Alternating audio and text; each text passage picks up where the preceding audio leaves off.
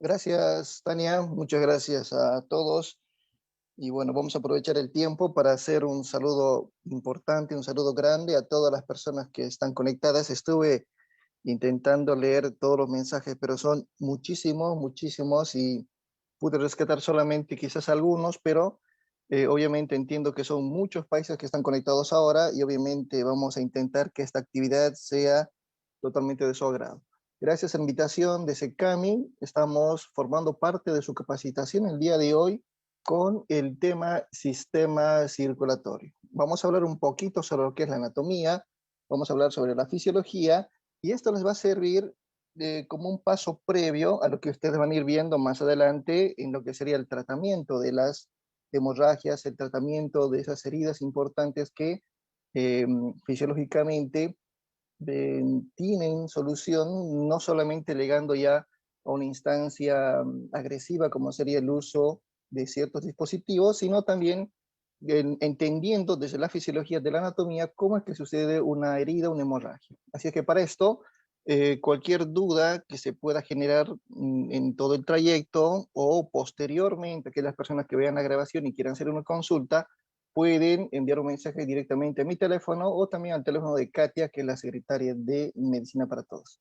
Bueno, vamos a dar introducción a este tema, principalmente con un área muy importante en lo que serían la posición anatómica, los ejes, los movimientos y principalmente todo lo que serían los planos, porque cuando nos encontramos con una persona herida, cuando nos encontramos con una persona quizás que viene a un consultorio, cuando nos encontramos en distintas facetas a un paciente, tenemos que entender que hay una conformación anatómica en todas las personas y muchas veces hacer la descripción puede llevar un poquito cierta complejidad cuando no conocemos algunos términos. Entonces vamos a empezar un poquito con lo que serían las posiciones anatómicas, haciendo referencia a esta imagen que justamente eh, entraría en el concepto tal que es una posición anatómica. Como cualquier persona que puede estar en una posición de cúbito eh, en el consultorio, como les hablaba, vamos a manejar esta definición. Posición anatómica es cualquier persona que se encuentra parado, así como vemos en la imagen, con los pies levemente separados, aproximadamente más o menos a la altura de los hombros y la cabeza tiene que estar totalmente erguida. Es una posición en la cual muchas veces tiene distintos nombres como flank croup y en los brazos, como vemos en la imagen, vamos a verlos totalmente extendidos a ambos lados de nuestro cuerpo. Vamos a tener también una separación ligeramente leve de lo que sería el tronco, pero lo que va a tener característica esa posición serían las palmas de las manos. O sea, las dos palmas de las manos las vamos a mirar en una posición directamente de frente y los dedos, y principalmente hasta los pulgares, siempre tienen que ir apuntando hacia afuera, así como vemos en esta imagen, en una parte anterior y en una parte posterior. Hay en estos casos, ya con una posición anatómica, con una persona totalmente parada, una persona, un paciente erguido, vamos a encontrar tres tipos de planos específicos. Esta imagen, vamos a hablar primero en cuanto a los planos, el plano sagital. Cuando hablamos de un plano sagital, vamos a cambiar de lámina, aquí se ve mucho mejor.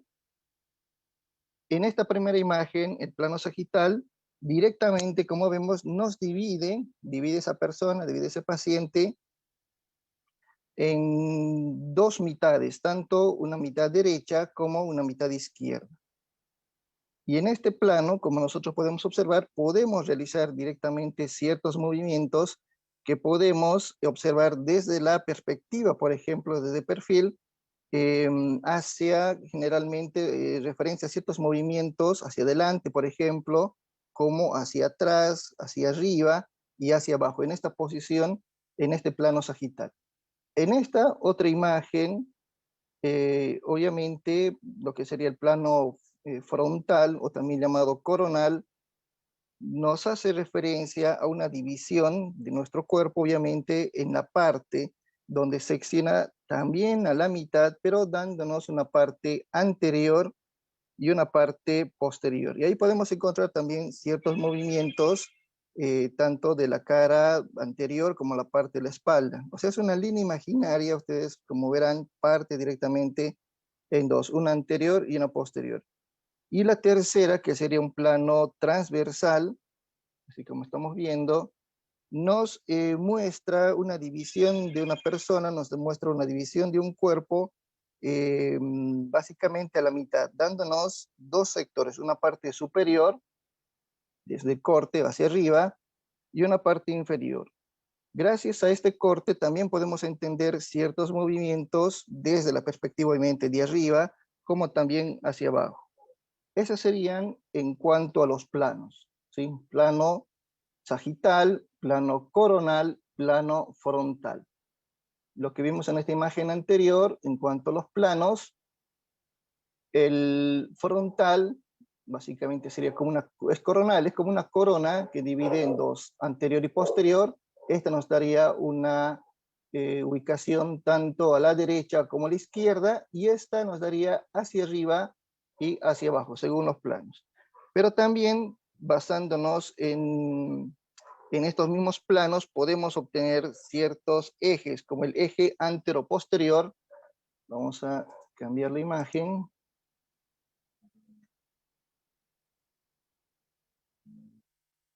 Bien, entonces tenemos un eje antero-posterior que en realidad tiene ya una dirección hacia atrás, tiene una dirección hacia adelante, por lo que se encuentra en forma perpendicular a lo que sería nuestro plano frontal.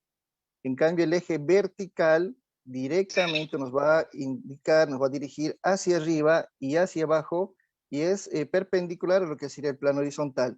Y el transversal, este transversal que estamos viendo en la imagen, también se encuentra dirigido de un lado al otro y tiene como una perspectiva, un plano igual sagital, como el plano anterior. Bueno, gracias a esto también podemos entender, bueno, esta es una imagen que nos resume todo lo que fuimos hablando, tanto en este eje lateral de izquierda a derecha y al otro lado de derecha a izquierda. Igual el eje antero-posterior sería una parte desde la parte anterior hasta la parte posterior, por eso es dorso ventral, y el eje cráneo-caudal, o sea, desde la parte de arriba hacia la parte inferior, hacia la parte de abajo. Ese sería. En esta otra imagen también hay hay dos detalles que quiero que presten atención en ciertas descripciones cuando se hacen referencia a las extremidades, principalmente en el miembro superior e inferior, cuando hacemos el uso de la palabra proximal y la palabra distal. Tomando en cuenta en este eje, en este plano anatómico, en esta posición anatómica, todo lo que vimos sería para arriba, la parte superior, y lo inferior sería el caudal. Partiendo siempre por el tórax, partiendo por el tronco, en realidad, todo lo que se aleje hacia la parte superior o hacia la parte inferior va a denominarse proximal y distal.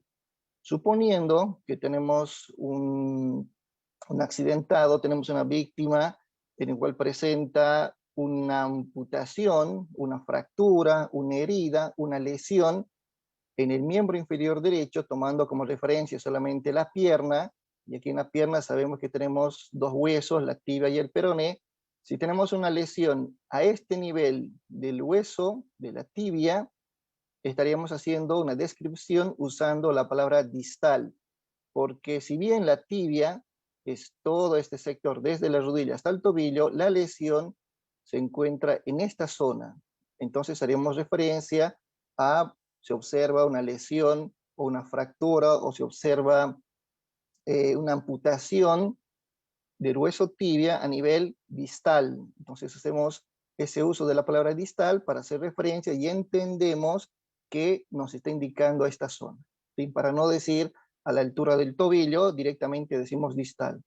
Lo mismo podemos aplicar en los miembros superiores, suponiendo que aquí tenemos un hueso del hombro hacia el codo, el húmero, obviamente también aquí tenemos el cúbito y el radio, pero si tenemos nosotros una herida, una lesión alguna situación a la altura del hombro, el término que utilizaríamos sería proximal, porque este sector está más próximo al tronco comparando con este otro sector que sería la parte distal, ¿sí? Entonces, si hacemos referencia o descripción utilizando la palabra proximal y distal, va a ser mucho más fácil, mucho más comprensible esta terminología. Y obviamente esto ya es fácil para nosotros: medial, lateral, superior, inferior, etc. Bueno, gracias a eso, entonces tenemos nosotros ciertos movimientos como el de flexión, el movimiento de abducción, rotación y circunducción. Bueno, pero igual estos movimientos nosotros sabemos que igual nos hacen referencia a las articulaciones, porque no es lo mismo la articulación a nivel cervical, por ejemplo, que la articulación a nivel del codo, que solamente tendría el movimiento de bisagra y no el movimiento de rotación o de pivote, como en el caso del, del cuello y de la cabeza.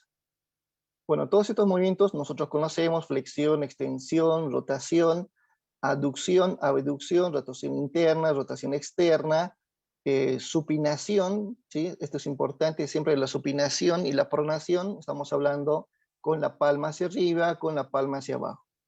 Y bueno, los otros movimientos también conocemos: rotación externa, rotación interna y bueno, pronación ya lo dijimos. Bueno, esos serían algunos de los movimientos que solamente van a ser realizados gracias a los diferentes tipos de articulaciones que tenemos en nuestro organismo.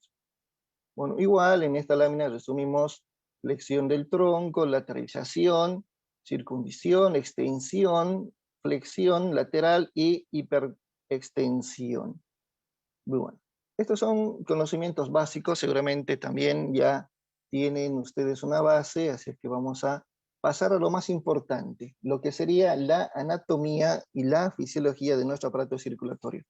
Ahora, ¿por qué es importante conocer nuestra anatomía y fisiología principalmente? Porque en realidad, si nosotros entendemos cómo es el proceso, por ejemplo, de la coagulación, porque no solamente vamos a hablar de heridas grandes, heridas importantes, heridas que nos generan grandes volúmenes en pérdidas, sino heridas simples como normalmente suceden en el día a día, laboral, familiar, doméstico, etc.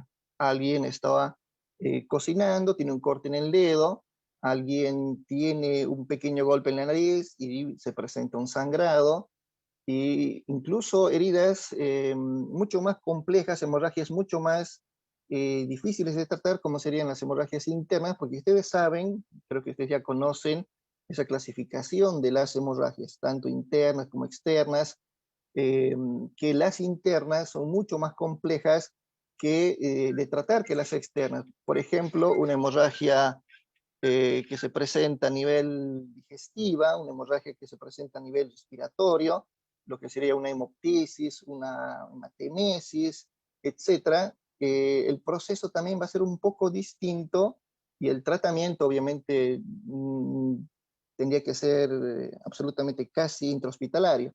Pero en una herida común, por ejemplo, cortándose el dedo, con una botella, con un objeto metálico, con una lata, con una chapa, cortes que no sean tan importantes, cortes que tranquilamente nosotros podemos detener con la presión directa, o simplemente a veces hay pequeños cortes que no necesitan mucha atención, pero nuestro mismo cuerpo toma lo que sería la fisiología normal de la coagulación y ejerce esa actividad para detener esa hemorragia. Eso es lo que nosotros conocemos como hemostasis.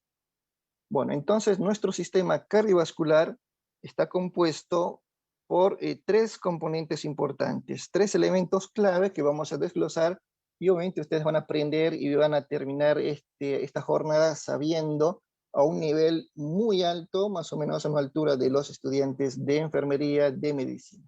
Bueno, nuestro sistema cardiovascular está compuesto por tres elementos: el corazón, los vasos sanguíneos y la sangre, ¿sí? No hay más para complicarse, no vamos a entrar en muchos más detalles que les pueda hacer solamente traer confusión.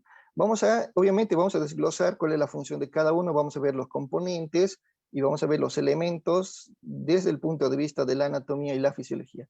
Sabemos que la función principal del aparato cardiovascular o el sistema cardiovascular es nutrir a nuestras células de todo el aporte, obviamente, que nosotros vamos a obtener de nuestro cuerpo, de la alimentación que vayamos consumiendo, y nutrir a todas esas células y obviamente gracias a eso tener energía suficiente para mantenernos despiertos, mantenernos activos y mantenernos principalmente vivos.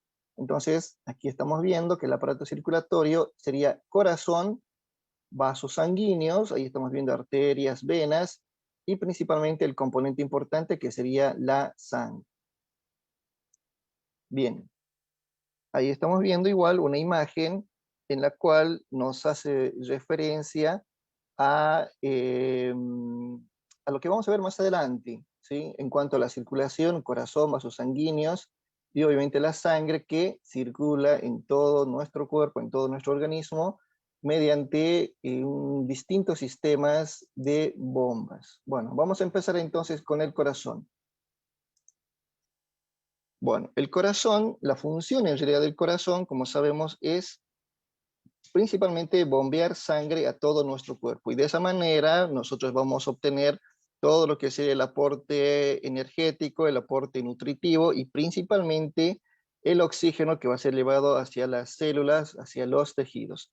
Recuerden que el conjunto de células nos da tejidos, el conjunto de tejidos nos da órganos y el conjunto de órganos nos dan sistemas y obviamente muchos sistemas nos da una persona, un ser humano. Y para responder todas esas necesidades, todos esos requerimientos energéticos, nuestro cuerpo, el corazón lo que hace es latir constantemente sin parar, aproximadamente más de 100.000 veces al día.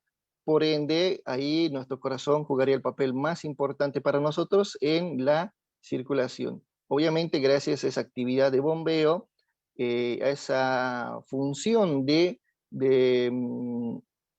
llevar esa sangre desoxigenada hacia los pulmones y obviamente volver con una sangre totalmente oxigenada para nuevamente ser distribuida a todo nuestro cuerpo. En otras palabras, nuestro corazón actúa como una bomba, ya que va a impulsar y va a recoger constantemente la sangre, y esto lo va a hacer eh, todo el tiempo, ¿no es cierto? Sabemos que nosotros eliminamos dióxido de carbono y introducimos todo lo que sería el oxígeno. Ahí sería el intercambio gaseoso, cosa que seguramente lo van a ver en un tema respectivo de la función de la respiración externa, de la respiración interna. Bueno, anatómicamente, otros datos importantes del corazón. Es un órgano muy importante, es el órgano vital más importante que tenemos en nuestro cuerpo y tiene una forma, ya vamos a ver un poquito más adelante, de una especie de un triángulo, como de una pera invertida, y que tiene un tamaño que va a depender obviamente de acuerdo a la edad, de acuerdo al sexo, de acuerdo también a las características si es hombre o mujer, con un peso entre 200 a 400 gramos. Comparando, como todos hacen referencia, nuestro corazón tendría el tamaño de 1 a casi 2 puños de nuestras manos totalmente cerradas. Entonces el corazón, ahí como estamos viendo, tendría esa función de bombear constantemente. Y esto lo hace gracias también a la conformación que tiene el corazón. En realidad, al corazón se lo maneja de muchas formas, pero nosotros vamos a manejarlo tanto de un corazón derecho a un corazón izquierdo. O sea, es el mismo corazón, solamente que vamos a dividirlo en dos sectores. Pero también la literatura nos muestra que este corazón lo manejamos como una unidad entera con 4 cavidades. Una cavidad, o sea, con 4 cavidades, la cual se encuentra en el centro de nuestro tórax. Ese es el sector, que aquí vamos a mostrar un poquito más adelante. Este sector, en el centro de nuestro tórax, se llama mediastino. Obviamente ahí está en relación con los pulmones, está en la parte anterior con el esternón, en la parte posterior, como vemos, con la columna vertebral, más o menos a la altura de la cuarta o la quinta, sería esa altura del corazón, y llegando hacia la octava, llegando hacia la novena vértebra, lo que sería el tamaño, hasta que coincida con el diafragma, que sería ese músculo que separa el tórax con el abdomen. Entonces, si nosotros miramos a este corazón ya de frente, vamos a ver obviamente que tiene una inclinación, o sea, tiene un tercio de nuestro corazón, está más a la derecha de la línea media y 2/3 a la izquierda. En otras palabras, no está en el centro de nuestro pecho, está ligeramente a la izquierda, ¿sí? Eso es lo que nos indican estas imágenes, ¿sí? Obviamente, cuando una persona escucha el himno nacional en su país, coloca una mano en el pecho ligeramente a la izquierda, cosa que está bien, ¿sí? Bueno, entonces, si bien está en el centro de nuestro cuerpo, en el centro del tronco, del tórax, en el mediastino, la conformación de ese corazón, como dijimos, está en 4 cavidades. Podemos llamarlas como les indicaba, un corazón derecho o un corazón izquierdo, ¿sí? Este lado sería el corazón izquierdo y este otro lado sería el corazón derecho, pero igual nosotros manejamos como uno solo con 4 cavidades. Ahora, esta imagen les puede parecer un tanto confusa, ¿sí? Pero si ustedes prestan atención a los detalles, primero vamos a encontrar que tenemos 2 cavidades superiores. Esta sería la primera y esta sería la segunda. 2 cavidades superiores que serían las aurículas, la aurícula derecha y la aurícula izquierda. Por eso yo les hablaba que manejamos 2 corazones, un corazón derecho, un corazón izquierdo. Entonces, al tener ya esa ubicación de la aurícula de la aurícula derecha y la aurícula izquierda, obviamente comparando, estamos viendo que es mucho más pequeña eh, la derecha que la izquierda, con una capacidad, bueno, las aurículas en realidad tienen esa capacidad de unos 50 a 55 ml aproximadamente de capacidad, pero en las cavidades inferiores, lo que serían los ventrículos, en este caso el ventrículo derecho y el ventrículo izquierdo, ¿sí? Quiero que presten mucha atención, este sería el ventrículo derecho y este sería el ventrículo izquierdo, obviamente que tiene una capacidad un poco más superior a los 55, los 60, incluso 65 ml de capacidad. Y estas cavidades trabajan en forma conjunta, trabajan en forma coordinada para bombear lo que justamente mostramos en la lámina anterior, que serían unos 7.000 litros de sangre al día. Entonces, eso nos hace entender que estos ventrículos tienen una función mucho más importante, mucho más exigida que de las aurículas, porque si vemos claramente tiene mayor grosor comparando con las aurículas. Entonces, ya estas cavidades, 2 aurículas, 2 ventrículos, nos sirven ahora para identificar también la división entre una aurícula con otra aurícula. Vamos a colocar una imagen mucho más clara, obviamente, para que esta imagen es mucho mejor. Para reconocer, obviamente, una imagen un poco más grosera, pero nos sirve para encontrar y diferenciar las paredes entre las aurículas y las paredes entre los ventrículos. Esta pared, esta membrana, se llama el tabique. En este caso, tabique interauricular, o en el caso de los ventrículos, que es mucho más grueso, el tabique interventricular. Entonces, es muy fácil ahora de reconocer que estas aurículas, que también van a estar separadas de los ventrículos, van a tener igual una pared, una división que vamos a ver más adelante. Pero lo importante de esta lámina, ya reconociendo las aurículas y los ventrículos, es también reconocer la importancia en el desarrollo normal y fisiológico de las personas en el nacimiento, que tienen que mantenerse cerradas. Aquí estamos viendo una comunicación interventricular en la cual hay bueno, el mismo nombre nos indica una mezcla, una comunicación entre la sangre que maneja oxígeno y el corazón y la sangre que manejan dióxido de carbono, cosa que no es bueno, porque ustedes recordarán que, como les mencioné desde un principio, manejamos un corazón izquierdo y un corazón derecho, y estos corazones, bueno, estas cavidades manejan distintos tipos de sangre. En este caso maneja sangre arterial y esta maneja sangre venosa. Por ende, no tiene que haber ninguna comunicación en los ventrículos, mucho menos también en las aurículas. Eso es en forma normal, en forma anatómica normal. Pero también tenemos eh, esas paredes, esa división entre las aurículas y los ventrículos. En este caso, vamos a encontrar a la válvula, vamos a colocar esta imagen, aquí está. La válvula tricúspide o tricúspide entre la aurícula derecha y el ventrículo derecho. Simple, nada más. La válvula tricúspide. La válvula mitral o bicúspide, también se llama bicúspide, porque en realidad se llama tricúspide porque tiene tres puertas, tres válvulas. Y la mitral o bicúspide porque solamente tiene dos, ya les voy a mostrar. Y esta válvula mitral estaría al otro lado, entre la aurícula izquierda y el ventrículo izquierdo. ¿Sí?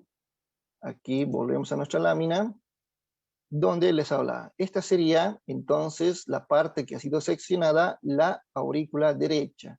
Y aquí este sector que ha sido seccionado sería la aurícula izquierda.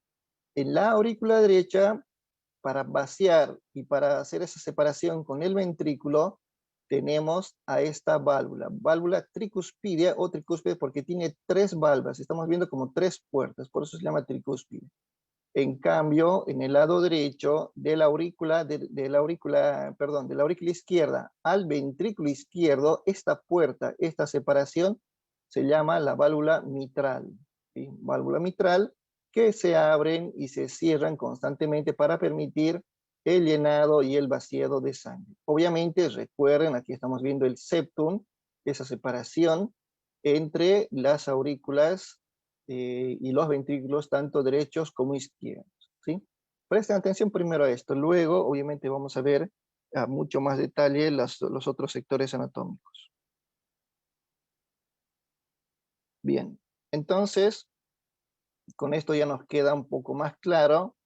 Aquí estamos viendo la aurícula derecha con la válvula tricúspide que continúa el recorrido hacia el ventrículo derecho. Lo mismo en la aurícula izquierda, estamos viendo la pared del septum, y esta aurícula se conecta con el ventrículo mediante esta otra válvula que se llama la válvula bicúspide o mitral. Esta es la tricúspide, recuerden porque era 3 y esta era 2, bicúspide o mitral.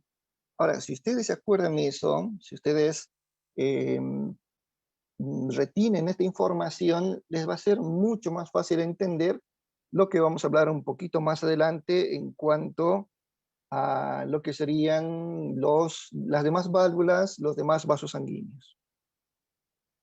Bien, antes de pasar, me gustaría que en el grupo, voy a leer los mensajes del chat de Zoom, si hasta acá se está entendiendo, ¿sí? Vamos a ir por partes, como dice mi amigo Jack. Lo primero que quiero que me confirmen si se entendió que el corazón es una máquina, actúa como bomba, va a bombear sangre y para ello bombea sangre en el lado derecho, sangre con dióxido de carbono, sangre que no está oxigenada. En cambio, el lado izquierdo, con su aurículo y su ventrículo, manejan sangre oxigenada y está separada por la válvula mitral y manejan sangre con oxígeno. Que no tienen que estar comunicadas en ningún momento. Las aurículas, los ventrículos. ¿Cómo estamos? ¿Se entendió hasta ahí antes de pasar?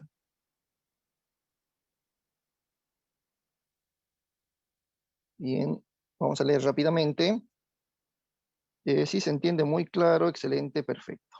Bien, perfecto, si se entendió, estamos bien.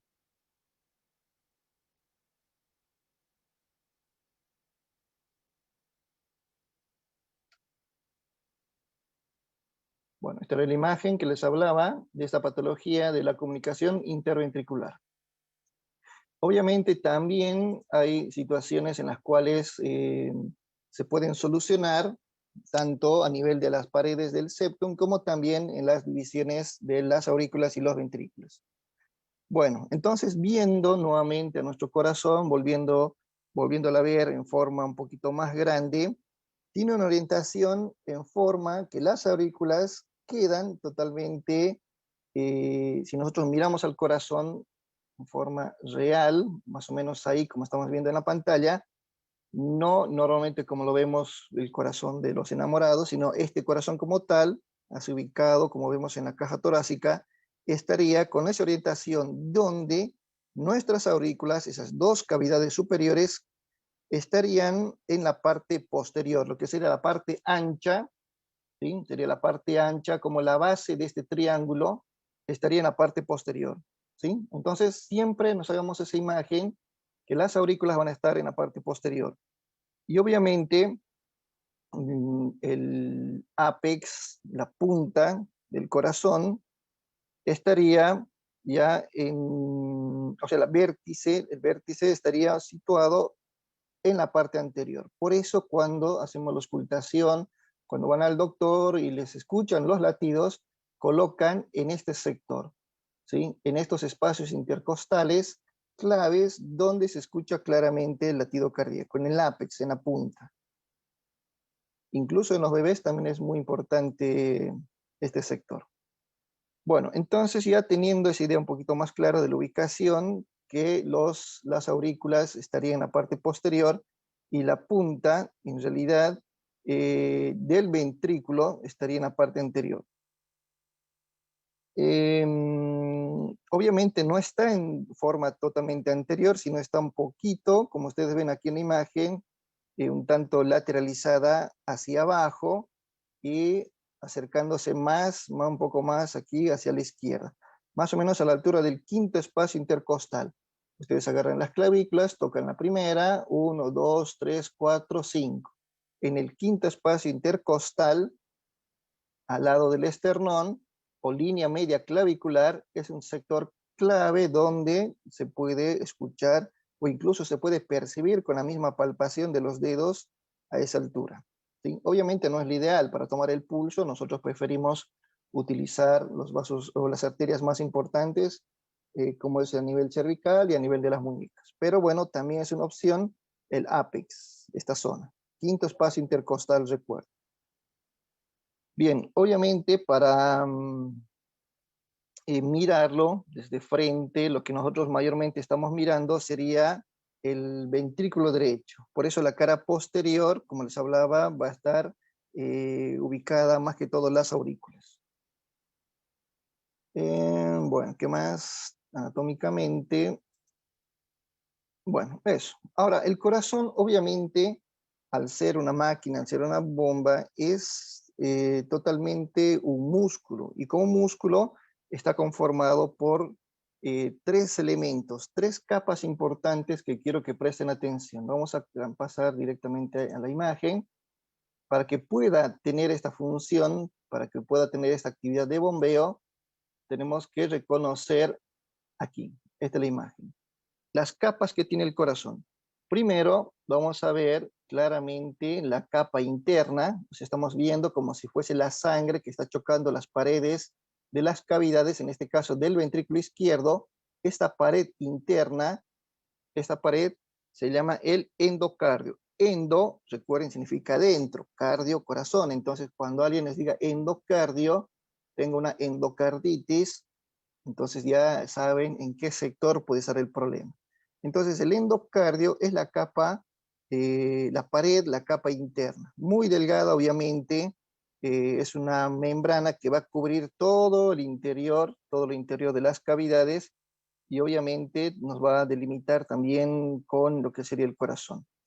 Luego la segunda capa, aquí un poco más gruesa, ¿sí? Si este es el endocardio, aquí estamos viendo la segunda capa más gruesa, sería el miocardio. Mio significa músculo, cardio, corazón. Miocardio, músculo cardíaco. Así de fácil.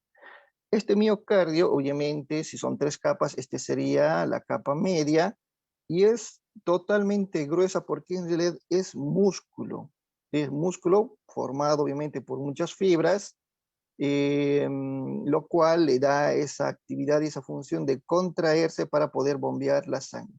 vamos a ver justamente que el grosor, como vimos, a diferencia de las aurículas, es mucho más grueso en los ventrículos. Y principalmente, donde mayor grosor tiene es en el ventrículo izquierdo. ¿Por qué? Porque del ventrículo izquierdo sale la sangre a una presión importante para poder llegar a todo nuestro organismo. Esa es la famosa presión arterial.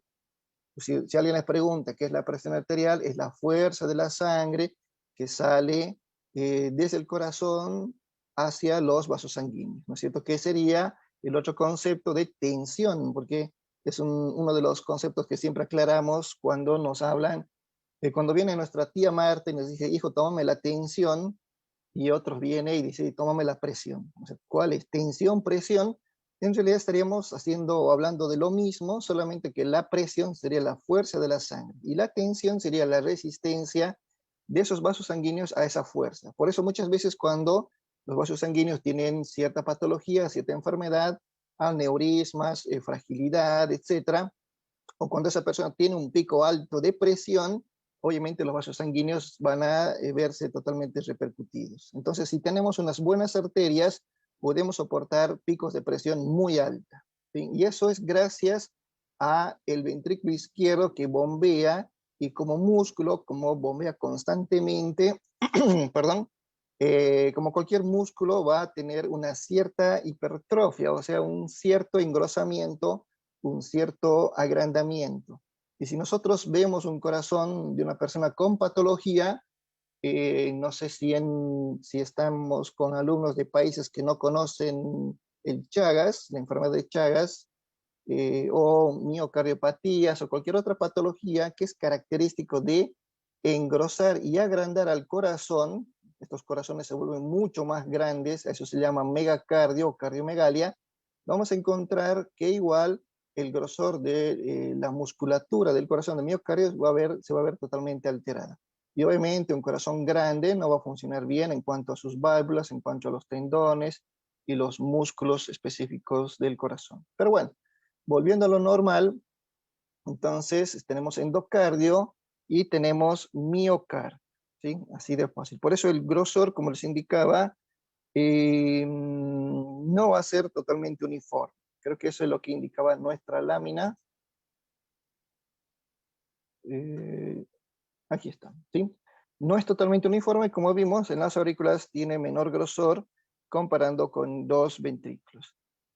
También vamos a ir viendo que, vamos a cambiar, ahora sí, podemos también observar que tienen esta musculatura para que pueda contraerse las aurículas y los ventrículos, tiene ciertos anillos gruesos que van a dar obviamente el soporte también hacia los vasos sanguíneos para esa función que estamos mencionando del corazón.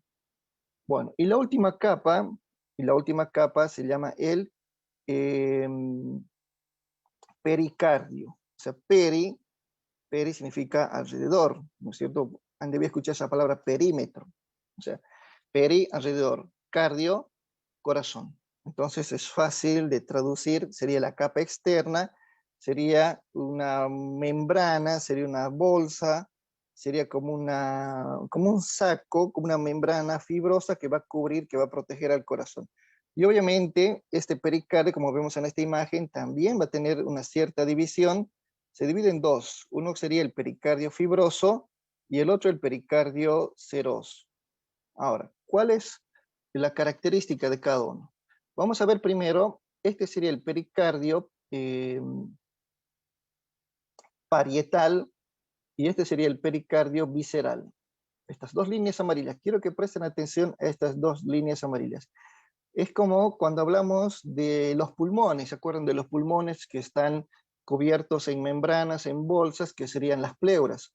Vamos a tener una pleura visceral y una pleura parietal. O sea, son membranas, una que va a estar pegada al corazón, pegada al músculo, que sería visceral, por eso se llama visceral, porque está pegada a la víscera, y el otro que va a estar en contacto o en relación a la pared, a la caja torácica interna. Ese sería la parietal. Parietal porque es pared, es así de fácil. Todo lo que ustedes escuchen con visceral es porque hace referencia a la víscera y parietal a la pared. Por eso el pericardio fibroso, este pericardio fibroso que estamos viendo, es mucho más superficial. Por eso es como sería lo externo de lo externo.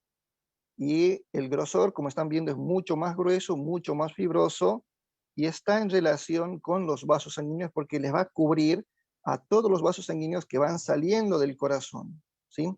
En cambio, el pericardio visceral sería el pericardio seroso, que también estaría cubriendo, como les indicaba, a nuestro corazón. Es mucho más delgada, como vemos en la imagen. Nada más. Y está en contacto con el miocardio. Entonces, resumiendo, ya tenemos que este corazón tiene tres componentes: una pared interna, endocardio; una media, el músculo, el miocardio; y una externa, que sería el pericardio, que se divide en dos: el pericardio visceral y el pericardio eh, parietal, ¿no es cierto? Visceral o seroso, es lo mismo, no hay problema, visceral o seroso. Este sería el fibroso. Bien, ¿se entendió eso? ¿Cómo estamos? Ahora, ustedes alguna vez van a escuchar, tengo una pericarditis. Hay una pericarditis infecciosa por un estreptococo beta hemolítico. Listo, ya sabemos a dónde está haciendo referencia la situación, ¿no es cierto? La patología. O tengo una miocardiopatía. Mio, músculo, cardio, del corazón, patía. Tengo un problema en el músculo del corazón, ¿no es cierto? Puedo tener una hipertrofia, entonces ya sé que mi endocardio está bien, mi pericardio está bien, sino el problema es en el músculo, en el miocardio, ¿sí? Bueno, ¿cómo estamos hasta ahí? ¿Se va entendiendo?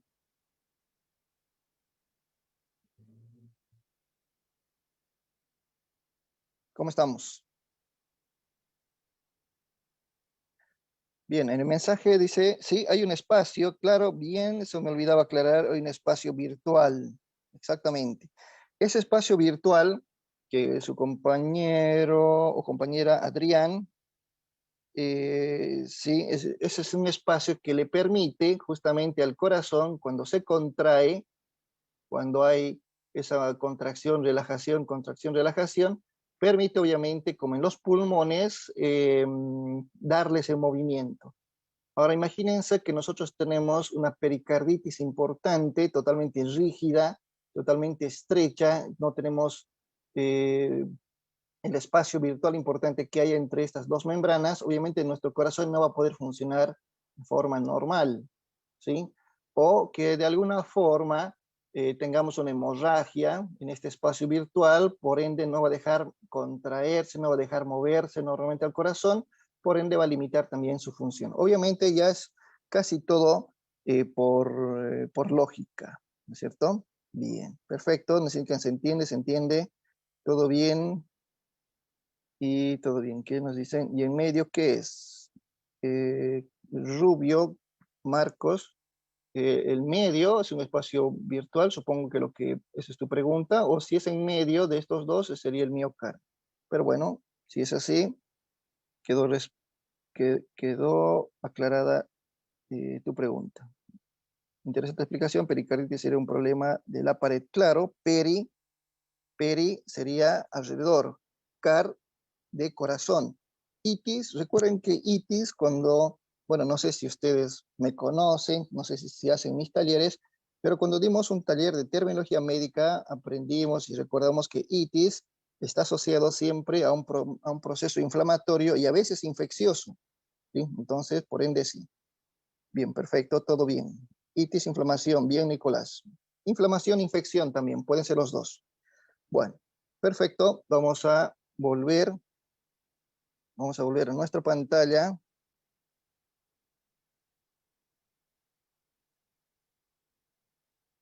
Bien, ahora sí. Bien, vamos a entrar ahora un poquito más a detalle en la estructura interna de nuestro corazón. A pesar que ya lo mencionamos, a pesar que también ya hicimos cierta referencia, sabemos que en la parte superior ya vimos que van a estar las aurículas, pero en esas aurículas justamente tienen una especie de una orejuela, ¿sí? Vamos a ver si tengo una imagen del corazón ahora. No. Bueno, ya les voy a mostrar igual después cuando encuentre una imagen de estas aurículas. En la parte de las aurículas, en la parte superior, había como una especie de unas orejas. En realidad, por eso también se llaman aurículas, porque las aurículas hace referencia a los auriculares, a los oídos, a una especie de orejas que en realidad pareciera como una bolsa, como una especie de orejas de perro arrugada, por eso se llaman aurículas, ¿sí? Y obviamente ese tejido, eso es como si fuesen unas orejas extra, le dan una cierta potencialidad, incrementan de alguna forma esa capacidad también de esas aurículas, ¿sí? A pesar que igual manejan un volumen inferior, les da como un plus extra. Por eso esas aurículas, principalmente la derecha, vamos a ir viendo parte por parte, como dice mi amigo Jack, vamos a partir por esta cavidad superior derecha.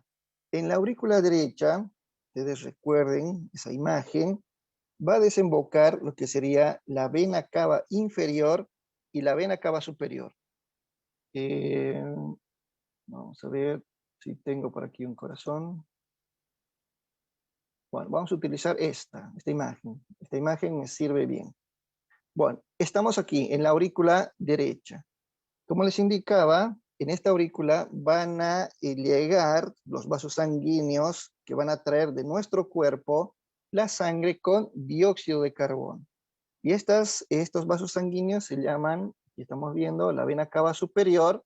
La vena cava superior se va a encargar de traer de toda la parte superior de nuestra cabeza, de nuestros brazos, y la vena cava inferior, esta que estamos viendo aquí abajo, esta traería de los miembros inferiores, del abdomen, la pelvis, las piernas, todo el sector inferior. Entonces, esa sangre se reúne y desemboca directamente en esta cavidad. Y esto, obviamente, ya esa sangre cuando se llena, aquí estamos viendo ya esta imagen animada, cuando se llena en la aurícula, pasa al ventrículo derecho. Y como recordarán, dijimos que este ventrículo está separado de la aurícula por una válvula que se llama la válvula tricúspide o tricuspidia. ¿Sí? Bien, una vez entonces ya que la válvula tricúspide eh, vierte directamente su contenido hacia lo que sería nuestro ventrículo derecho, vamos a tener la salida ya directamente del ventrículo derecho. Sigan estas flechas, como estamos viendo en esta imagen. Aquí la sangre viene a la aurícula, viene al ventrículo y del ventrículo pasa por este sector. Miren, aquí tenemos ya una pequeña puerta, una conexión, ya un vaso sanguíneo, y esta salida lo hace por la válvula pulmonar, ¿sí? Válvula pulmonar, quiero que se acuerden ese nombre, que en realidad es el inicio a la conexión a la arteria pulmonar. Ahora, lo que quiero aclarar, esto lo voy a volver a repetir las veces que sea necesario. Recuerden que yo les estoy enseñando que manejamos un lado izquierdo y un lado derecho, un lado izquierdo y un lado derecho. Ahora, el lado izquierdo maneja sangre oxigenada. Por ende, la sangre oxigenada siempre se va a manejar en un trayecto de arterias, ¿sí? Arterias. Todo lo que es rojo son arterias. En cambio, la sangre que maneja dióxido de carbono serían eh, la sangre con dióxido de carbono que va a recorrer, que va a pasar todo su trayecto por un sistema venoso, ¿sí? Esta sangre que viene con dióxido de carbono, y obviamente va a ser una vena, o sea, este vaso sanguíneo va a ser una vena. Entonces, todo el lado derecho va a manejarse por venas. El lado izquierdo va a manejarse por arterias. Pero acá hay una situación, por eso quiero recalcar, que justamente este vaso sanguíneo debería ser una vena, pero no es una vena. Se llama arteria, ¿sí? Arteria pulmonar. Teóricamente, tendría que ser una arteria. Lo mismo en este otro sector, como vamos a ver más adelante.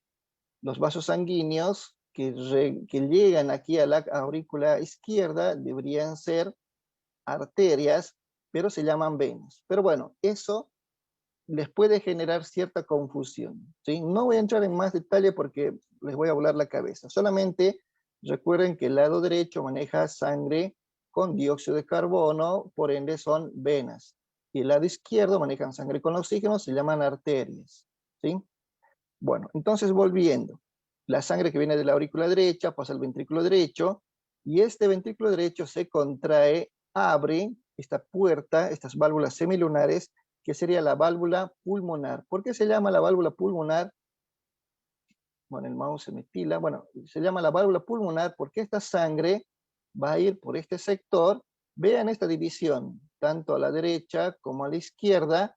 Estos vasos sanguíneos van a ingresar hacia los pulmones, ¿sí? Van a ingresar a los pulmones llevando el dióxido de carbono para que en los pulmones, en los bronquios, bronquiolos, sacos alveolares y alveolos, se realice el intercambio gaseoso donde elimine el dióxido de carbono e introduzca el oxígeno, ¿sí? Entonces, por eso se llama, y no se van a olvidar, que se llaman válvula pulmonar y arteria pulmonar. Vuelvo a repetir, deberíamos llamarle vena pulmonar, pero bueno, es así, se llama arteria pulmonar, ¿sí? Y el recorrido terminaría en, en los pulmones. Bueno, ahí vamos a continuar. Bueno, entonces ese sería en cuanto a las aurículas, ¿sí? Dice, del ventrículo derecho va a la válvula pulmonar y de la válvula pulmonar a la arteria pulmonar. Así de simple, ¿sí? No nos complicamos.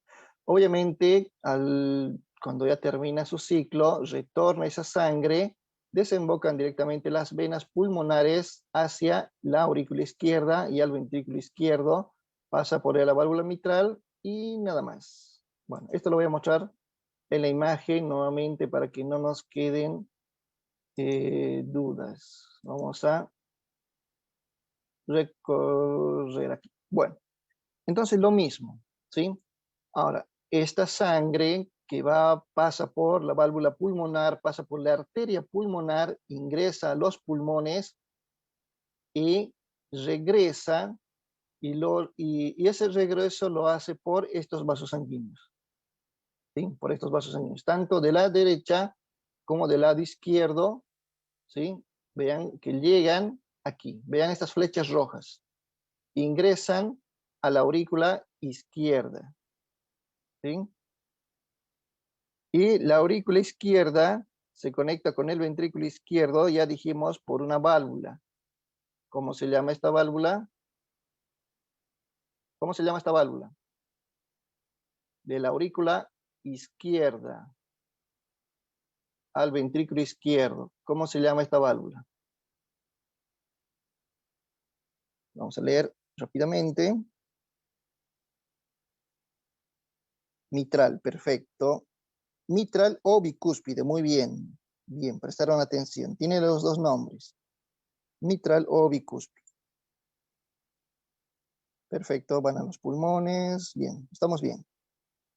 Perfecto. Bueno, entonces, esta sangre que llega de los pulmones, teóricamente tenían que ser arterias pulmonares, porque vienen de los pulmones, pero se llaman venas pulmonares, ¿sí? Listo. Una vez que llegan aquí, llegan a la aurícula izquierda, se contraen, abre la válvula mitral o bicúspide, su contenido al ventrículo izquierdo. Este ventrículo izquierdo se contrae y abre una válvula, ¿sí? Una válvula se llama la válvula aórtica, la válvula aórtica. Esta válvula aórtica obviamente ya se continúa por este vaso sanguíneo que estamos viendo acá, que hace como una pequeña curva, que se llama la arteria aorta, ¿sí? La arteria aorta. Así de fácil. Entonces, ahora sí, volvemos a nuestra lámina.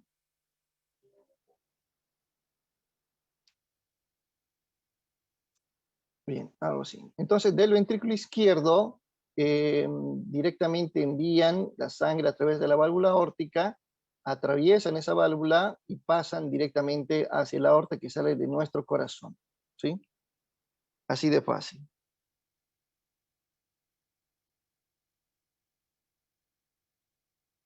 Obviamente, ya en este ventrículo, como les indicaba, son mucho más gruesas las paredes, porque obviamente realizan un mayor trabajo, porque la arteria aorta va a llevar sangre a todo nuestro cuerpo. En cambio, el otro vaso sanguíneo, lo que sería la válvula pulmonar y las arterias pulmonares, solamente llevan sangre a los pulmones, ¿sí? Tiene una capacidad menor. En cambio, el lado izquierdo pasa la válvula aórtica y sale por la arteria aorta a todo nuestro organismo. Por eso requiere hacer mayor presión, mayor fuerza. Eso es lo que les hablaba anteriormente, que sería la presión arterial, la fuerza de la sangre que sale contra las paredes arteriales. Entonces, esa fuerza tiene que ser necesaria para que ustedes puedan sentir el pulso en el cuello, en la axila, bueno, a nivel axilar, a nivel braquial, a nivel radial cubital, a nivel inguinal, popliteo, tibial, etc. Incluso, si supongamos nos encontramos con una persona inconsciente, lo que hacemos todos es tomar el pulso. Si yo le encuentro el pulso a nivel de las muñecas, que es lo más fácil de tomar, obviamente me siento tranquilo porque sé que si hay pulso arterial en las muñecas, pulso radial, obviamente tiene una presión aceptable, porque si no tuviese presión normal, no encontraríamos un pulso a nivel de las muñecas. Y obviamente si nosotros estamos en verano, le tomamos el pulso en el tobillo, en el dorso, en el empeine del pie, el pulso tibial, el pulso pedio, si encontramos pulso ahí, obviamente su presión está muy bien, porque para que tenga pulsación a nivel distal, lo más distal que sería el pie, obviamente tiene que haber una buena presión. Y lo contrario, obviamente, si encuentra una persona inconsciente que no hay pulso distal, no hay pulso distal a nivel del pie, no hay pulso en las muñecas, no hay pulso radial, no hay pulso cubital, no hay pulso braquial, y apenas puedo percibir un pulso a nivel del cuello, el pulso carotidio, obviamente yo voy a pensar, sin tener un tensiómetro, que su presión no está muy bien, que ese corazón posiblemente esté trabajando mal o tengamos un problema mucho más serio, quizás incluso una hemorragia interna, pongámosle el peor de los casos, el cual está llevándonos a un estado de una hemorragia de un grado 3, grado 4, que básicamente va a ser irreversible, que nos va a llevar a la muerte. Entonces, determinar la presencia de los pulsos nos indica, nos indicaría el tipo de presión que tiene, ¿sí? Esto obviamente no lo vamos a aplicar a todos, vamos a aplicar solamente en ciertos casos, ¿sí? Pero bueno, eso es lo que quiero que me entiendan. Por eso, para que pase por la aorta, pase por los demás sectores que vamos a ver un poquito más adelante, necesita justamente tener cierta fuerza, ¿sí? Bueno, bueno, ahí está justamente lo que les hablaba. Bueno, tenemos nosotros ciertas fibras tendinosas, lo que harían que gracias a la presencia justamente del músculo piramidal, a lo que serían las fibras primarias, las secundarias y las terciarias, no solamente están las secundarias, sino también esas cuerdas tendinosas que hacen que se contraiga, se abra y se cierre, haya sístole, haya diástole en nuestro corazón, ¿sí? Gracias justamente a esto. Y obviamente a estas válvulas sanguíneas que ya les mencionaba, recuerden que aquí tenemos la válvula que tienen la válvula pulmonar, ¿sí? La válvula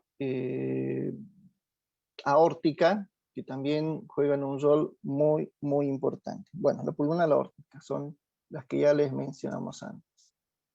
Ahora, como les indicaba, supongamos que esta persona tiene un problema a nivel de la válvula aórtica, obviamente se soluciona con estas prótesis sin ningún problema, ¿sí? Bueno, ¿qué más tenemos? En cuanto a lo que serían eh, este vaso sanguíneo importante. Recuerden que una vez que sale del corazón lo hace gracias a este vaso grande, este vaso enorme, que sería la arteria aorta. Y obviamente, y ahí cambia dirección, ahí vamos a ver claramente que tendría un nombre de la arteria aorta ascendente, llega a este sector donde ella hace una vuelta, hace un cambio, que sería el arco, el callado de la aorta, y luego obviamente ya al cambiar su dirección baja y toma esa dirección de la aorta descendente. ¿Sí? Aquí estamos viendo, aorta descendente. Obviamente ya todos los vasos que van a salir en su trayecto, tanto a nivel superior e inferior, van a tener igual la relación con la sangre arterial, ¿no es cierto?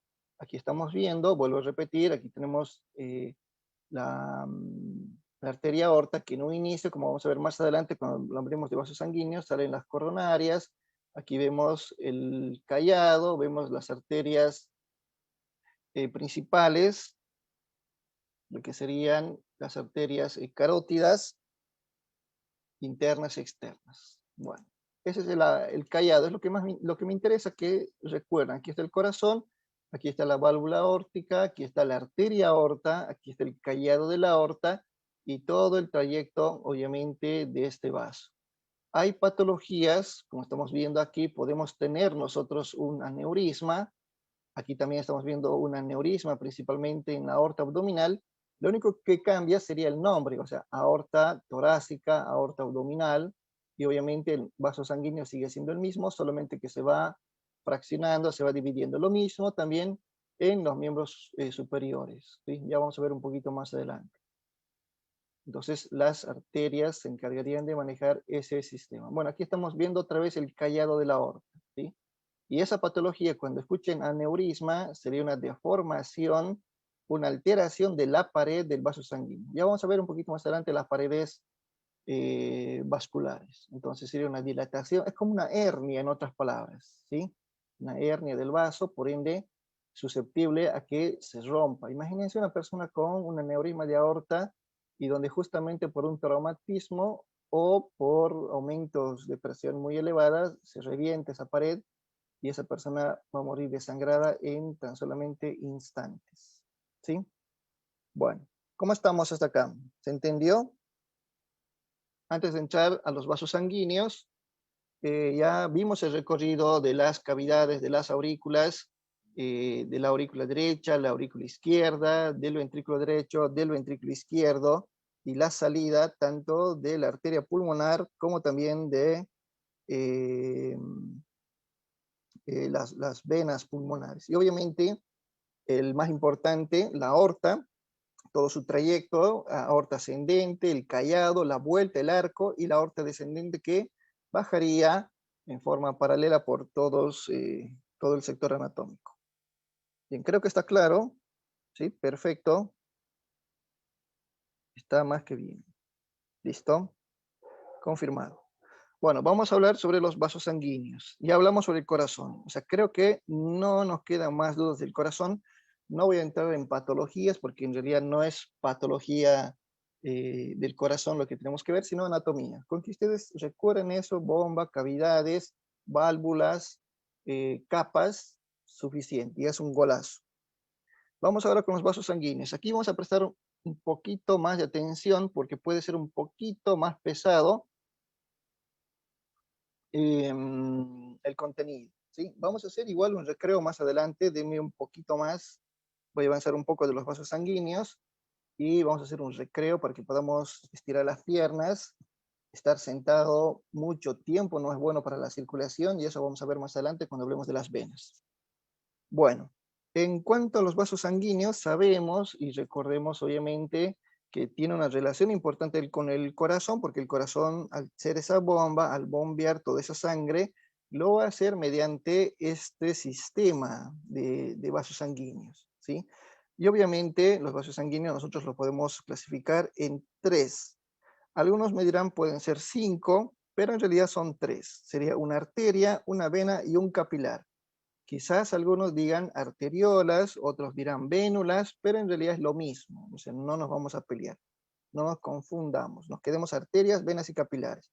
Todos estos vasos sanguíneos obviamente salen o ingresan al corazón mediante esos nombres que les mencionaba: arterias, aquellas que van a salir; venas, aquellas que van a llegar. Algunas que van a mantener oxígeno y otras que van a llevar el dióxido de carbono para que sean totalmente eliminados. En otras palabras, obviamente, las arterias llevan nutrientes y oxígeno, y las venas traen residuos, traen desechos del metabolismo, como el dióxido de carbono. Bueno, ahora, en estos vasos sanguíneos, ¿sí?, es necesario que nosotros las conozcamos un poco, aunque va a haber una pequeña diferencia, porque no voy a comparar la misma composición de la arteria aorta, por ejemplo, con el capilar que tengo yo en la punta del dedo índice de la mano derecha. Obviamente van a tener mucha similitud, pero en general la composición de todos los vasos sanguíneos sería más o menos como están viendo en esta lámina. O sea, tendría ciertas capas, ciertas túnicas, que así lo llamamos, que serían tres, ¿sí? Uno, que sería la membrana íntima. Bueno, el mouse, aquí estamos. La membrana íntima, o sea, la capa interna, la parte interna en realidad de los vasos sanguíneos, que va a estar constituido principalmente por un grupo de células epiteliales, o sea, el endotelio, que seguramente también lo han escuchado, ¿sí? Ahora, obviamente, esa capa está conformada por distintos tejidos, así como la piel, pero más que todo un tejido conectivo, ¿sí?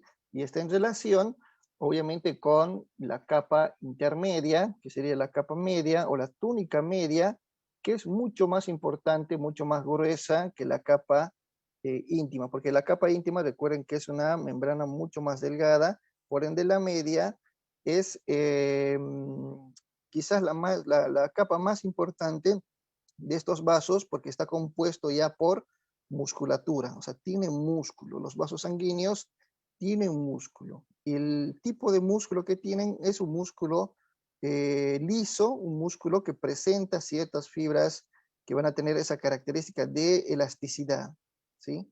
Obviamente, al ser un poco más gruesa, exige que también la composición de esta pared eh, tenga esa función de regular el flujo sanguíneo, ¿sí? Por ende, cuando ya hablemos un poquito más adelante de una lesión, de una sección, de una herida, a veces se puede solucionar, se puede revertir esa hemorragia con el proceso de la coagulación, y ahí juega un rol importante todo lo que sería la capa íntima y la capa media. Ya en la capa más externa, que sería la membrana adventicia o la capa externa, es la que se va a encontrar directamente en la superficie, o sea, lo que va a cubrir al vaso sanguíneo. Y obviamente solamente está compuesto por una membrana a base de fibroblastos, a base de colágeno, bueno, que esa sería la única composición, o sea, lo que le va a cubrir, lo que le va a proteger. Esa sería entonces la composición de un vaso sanguíneo, ¿sí? Capa íntima, capa media, muscular; quiero que vean entonces esa dirección de las fibras musculares lisas, obviamente con cierta función elástica; y la capa que le va a proteger, la capa adventicia, ¿sí? Aquí estamos viendo igual, en este caso una arteria, la capa intermedia, que sería el endotelio. Recuerden, endo significa dentro, o sea, lo que va a estar en contacto con la sangre, el endotelio. Ese tipo de células, que vamos a ver más adelante, van a jugar un rol muy importante en la coagulación. Obviamente también tenemos la capa media, más importante, más gruesa. Recuerden que es músculo básicamente, y la capa externa, que sería colágeno básicamente. Bueno, entonces entramos a lo que serían ya las arterias como tal. Bueno, recuerden que los vasos sanguíneos son arterias, venas y capilares. Y una arteria no es nada más igual que un vaso, un sistema de conducción por el cual obviamente empezamos en el corazón como tal, y el encargado de llevar sangre a todo nuestro organismo. A excepción, obviamente, vuelvo a repetir, de la arteria pulmonar, que sale del ventrículo derecho, que lleva sangre con dióxido de carbono a los pulmones, pero esa es una excepción. Pero normalmente todas las arterias manejan sangre oxigenada, ¿no es cierto? Ya dijimos que parten directamente desde la arteria aorta, ¿sí? Bueno, excepto la pulmonar, pero bueno, que no vamos a entrar en detalle porque ya lo mencionamos anteriormente. Bueno, entonces estas arterias siempre las vamos a eh, encontrar mucho más profundas comparando con las venas, ¿sí? Por ejemplo, esta es una imagen del miembro inferior derecho, donde, si ustedes se miran los pies, donde, igual que en las manos, vamos a ver siempre que las venas son superficiales y las arterias son mucho más profundas, incluso pegadas al hueso, es lo que nos indicaba también Alan, ¿no es cierto? Son pegadas a los huesos, incluso están debajo de los músculos. Es muy raro, muy difícil que encontremos una arteria, ¿sí? Salvo, ustedes saben, salvo en las zonas donde tomamos el pulso, esa sería la única excepción. Imposible que ustedes encuentren una arteria con la palpación en el tercio medio de la pierna, ¿sí? O en el tercio medio del antebrazo. Es imposible. Solamente en ciertas áreas anatómicas pegadas al hueso es donde tomamos el pulso, pero en la mayoría de las veces estamos en una zona profunda pegado al hueso o debajo de los músculos. Esa es una arteria, ¿sí? Comparando con, obviamente, una vena. Entonces tenemos nosotros muchas arterias, pero las más importantes que vamos a hacer mención serían las arterias coronarias, la aorta, que ya la conocemos, las carótidas comunes, las subclavias, las ilíacas, las femorales, incluso a nivel cerebral, el polígono de Wills. Bien, vamos a empezar entonces con las arterias coronarias. Este conocimiento, que los estoy resumiendo, es lo que llevan en medicina, ¿sí? Así es que si ustedes prestan atención a esto, tranquilamente mañana pueden discutir con un estudiante de medicina, con un estudiante de enfermería. Y esto incluso les va a servir para entender muchas patologías, por ejemplo, un infarto, un stent, una, una angina, una isquemia, etcétera, ¿sí? Entonces, vamos a empezar entonces con las arterias coronarias. Bueno, en esta imagen, como están viendo, estas arterias coronarias tienen ese nombre porque quedan así abrazadas al corazón como una especie de coronas, por eso tiene ese nombre, coronarias. Y tienen la función de irrigar al corazón, porque el corazón bombea sangre a todo el cuerpo, pero al corazón, ¿quién le da irrigación? ¿Quién le da nutrientes? ¿Quién le da oxígeno?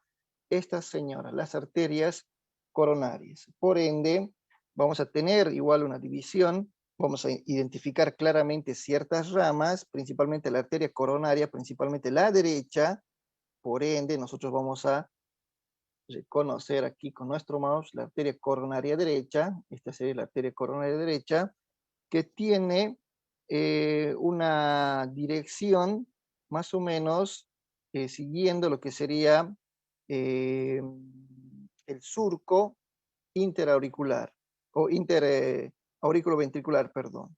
¿Sí? Esta lámina, que no me permite, será la división auriculoventricular, por ende, esa arteria coronaria derecha tendría más o menos esa dirección. Obviamente también tenemos nosotros esta arteria, vamos a cambiar de imagen para verlo un poquito mejor. Aquí lo vemos mejor, ahora sí. Entonces lo que les indicaba, esta arteria coronaria derecha se va más que todo rodeando al corazón por la parte posterior. O sea, como estamos viendo, hemos hecho una pequeña rotación y vemos que va irrigando toda la parte posterior. Y la arteria coronaria izquierda estaría en este caso mucho más pequeña, obviamente comparando con la derecha, porque apenas sale de la aorta ya tiene dos divisiones. Aquí estamos viendo. Esta sería la arteria coronaria izquierda, es mucho más pequeña, ya que en ese momento hay dos divisiones importantes. Esta y esta. Lo que estamos viendo, la arteria circunfleja y la arteria descendente. La arteria, en realidad, descendente sería una arteria un tanto anterior sería una arteria que va en esa dirección entre los ventrículos, por eso se llama arteria interventricular, y va bajando por el surco interventricular anterior. Por eso se llama, bueno, por eso tiene ese nombre, arteria interventricular. Y esta otra arteria, ahora sí, se mueve el mouse, es que a veces se me tilda, esta arteria circunfleja, obviamente es la izquierda, va por ese surco aurículo-ventricular izquierdo, ¿sí? Y toma esa forma como una corona, da una vuelta alrededor de todo ese corazón, en su cara posterior también para unirse con la derecha, ¿sí? Ahí como vemos en esa imagen. Bueno, eso es todo, no hay más que complicarse. Obviamente nosotros podemos eh, entender sus otras ramificaciones, por ejemplo, la marginal derecha, podemos ver las diagonales de la izquierda, ¿no es cierto? Que no está de más si quieren, igual las podemos repasar, pero las más importantes. Entonces, resumiendo, arteria coronaria derecha, arteria coronaria izquierda. ¿Sí? La coronaria izquierda se divide en dos, lo que sería la arteria circunfleja izquierda y, y la arteria descendente anterior izquierda o interventricular anterior. ¿Sí? Nada más, así de fácil. Ahora ustedes imagínense que tenemos una persona que tiene, por X, Z motivos, eh, tiene placas de colesterol en sus arterias, porque obviamente lleva una vida sedentaria, come frituras, eh, vamos a mencionar algunos platos cargados, poderosos. Bueno, no estoy muy informado, me disculpo si cometo un error al mencionarlos, pero yo lo menciono porque me gustan esos platos. Un sancochado, un pozole importante, un guiso. eh, Obviamente no estoy hablando de que son comidas grasosas, sino muy cargados. Estamos hablando de una persona que vive comiendo totalmente frituras, comida procesada, ya con antecedentes de colesterol alto, ya con placas importantes y alteraciones del HDL, LDL, que vamos a ver más adelante.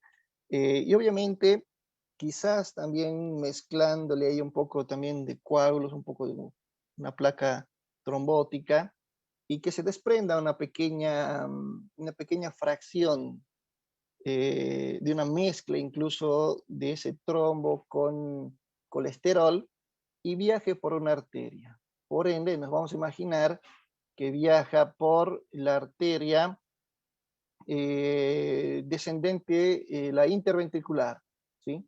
Entonces viene por aquí, viene por la arteria coronaria izquierda, pasa justamente esa ramificación, pasa a llegar a la descendente izquierda, a la descendente anterior, y listo, como el calibre va disminuyendo, obviamente no logra pasar ya eh, estos otros tramos por el tamaño, y obviamente va a generar aquí una obstrucción. Entonces nos imaginamos que aquí hay una obstrucción, por ende no vamos a encontrar circulación quizás en todas las ramificaciones de esta arteria descendente anterior.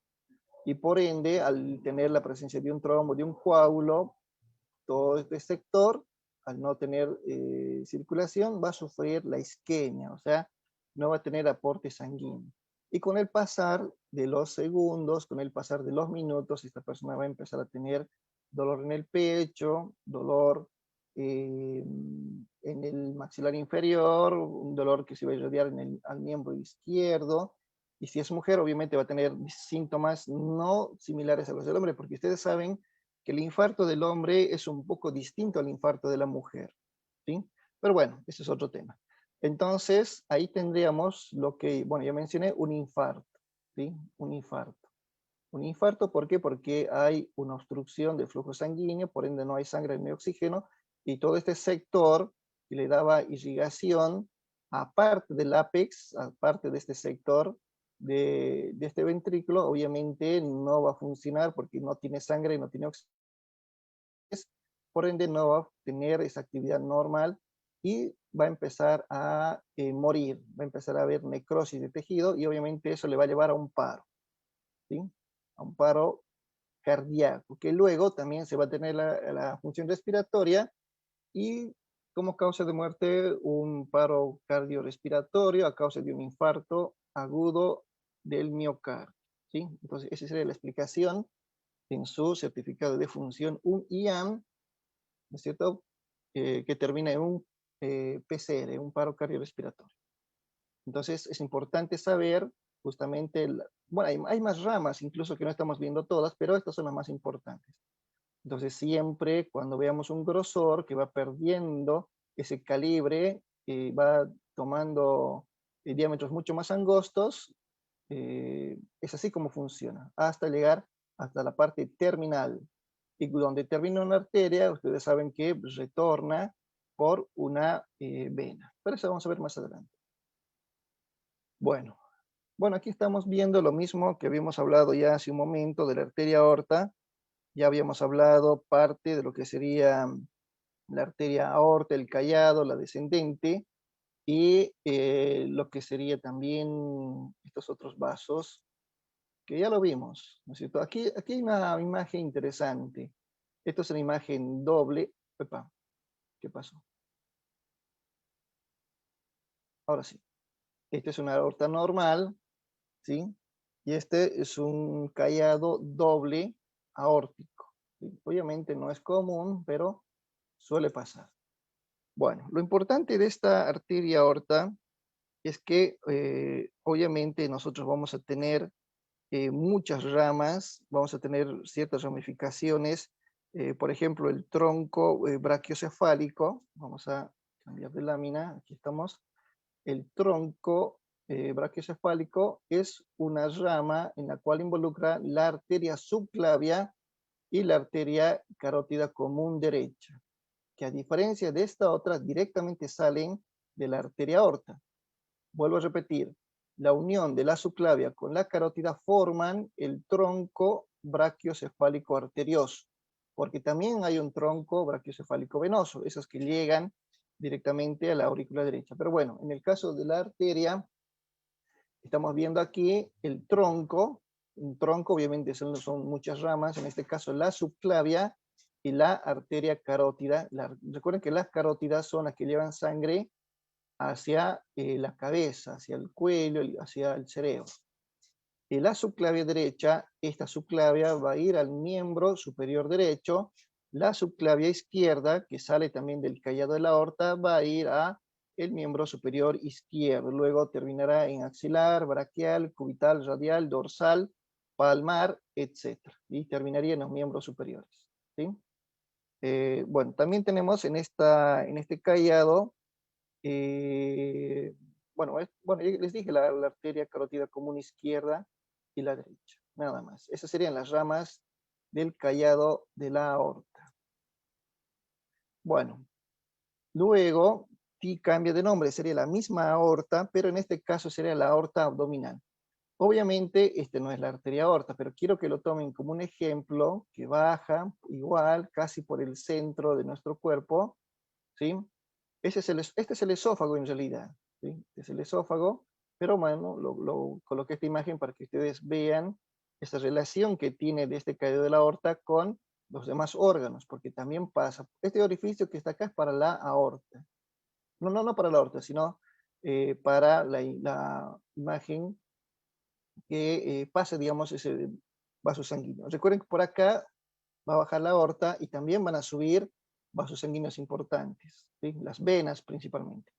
Y en esta ramificación de la arteria aorta vamos a tener la aorta torácica, vamos a tener la aorta abdominal, y ahí vamos a tener muchas ramificaciones intercostales, por ejemplo, para el diafragma, la diafragmática, vamos a tener las bronquiales, las esofágicas, a nivel abdominal también vamos a tener las mesentéricas, las suprarrenales en el caso de los riñones, vamos a tener las ilíacas primitivas derecha e izquierda, ¿sí? Y obviamente las carótidas comunes, esas que les mostré un principio, que también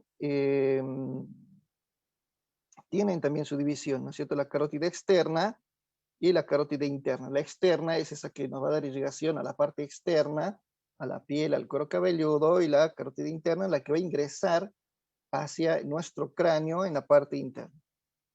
Luego también vamos a tener las subclavias, que también las podemos aprovechar aquí. Y esta otra también para encontrar sus ramas, ¿no es cierto? En todo ese trayecto también de las subclavias y estas arterias son bastantes. Por ejemplo, ahí tenemos estas ramas que van a ir a nivel de la arteria mamaria, la arteria tiroidea, la intercostal, que también va a tener mucha irrigación por ahí, las cervicales, etcétera.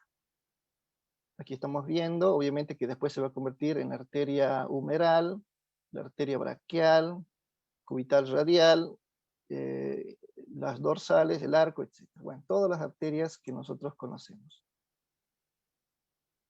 Bueno, esta es la abdominal, pero en realidad sería la arteria ilíaca, ¿sí? Las arterias ilíacas que van a tener igual ramas para la arteria uretral, la epigástrica, la circunfleja y la femoral, y que estas femorales, como estamos viendo, van a tener ramificaciones para el abdomen y obviamente para todo el miembro inferior. ¿Listo? Las arterias femorales, las arterias ilíacas. Y por último, las arterias del polígono de Willis, que en realidad es una arteria que se va a encontrar, como les indicaba, a nivel craneal, a nivel de nuestro sistema nervioso central. Obviamente, ahí pertenecerían también parte del sistema carotidio, como les mencioné, la carótida interna. Bueno, esas son algunas conexiones que también, obviamente, en mucho más detalle entraríamos a describir las demás arterias cerebrales.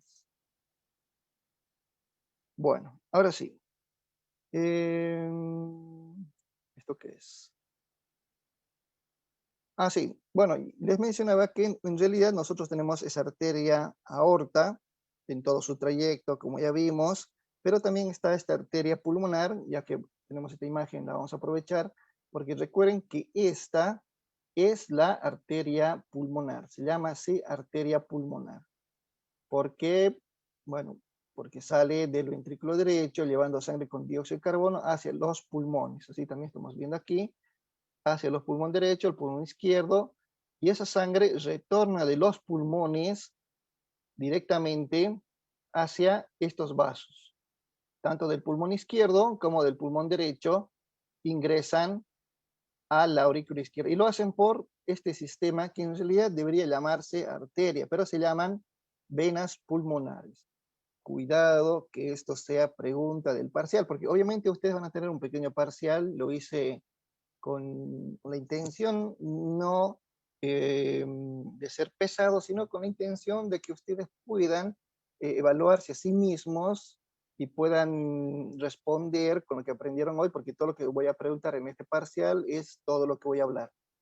Entonces, es así de simple. No, cuidado que se confundan. Tal vez pregunten en el parcial cómo se llaman los vasos sanguíneos que traen la sangre a la aurícula izquierda. ¿Cómo se llaman?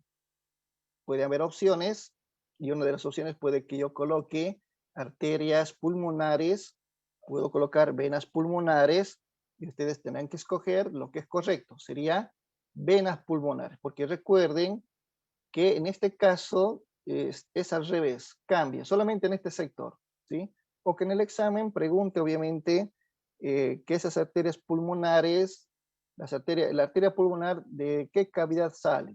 De, de la, del ventrículo derecho, de la aurícula, del ventrículo izquierdo, de la aurícula derecha, de la aurícula izquierda, les puedo preguntar así, ustedes obviamente tienen que responder con seguridad de que sale del ventrículo izquierdo la arteria pulmonar, que sería la única en realidad en estos casos que maneja sangre con dióxido de carbono, porque las arterias, como la aorta, como vimos, manejan oxígeno, ¿sí?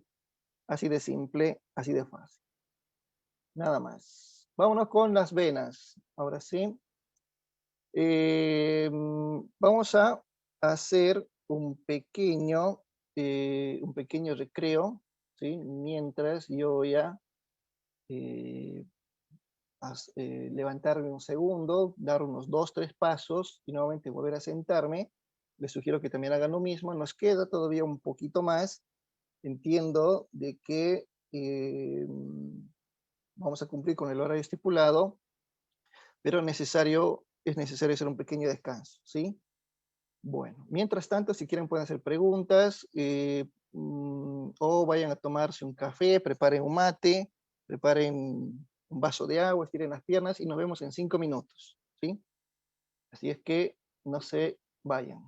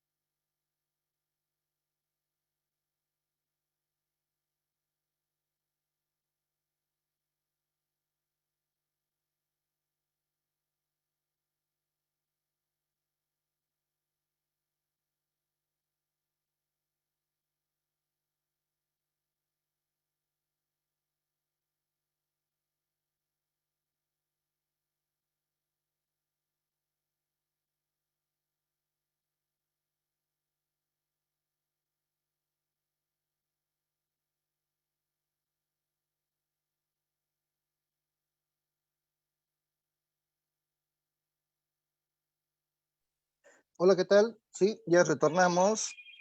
No es porque estaba leyendo los mensajes, no es que se congeló, hicimos una pequeña pausa, nada más. Bueno, ahora sí, leyendo los mensajes, hubo uno que me llamó la atención, aguardiente para aguantar la mala noche.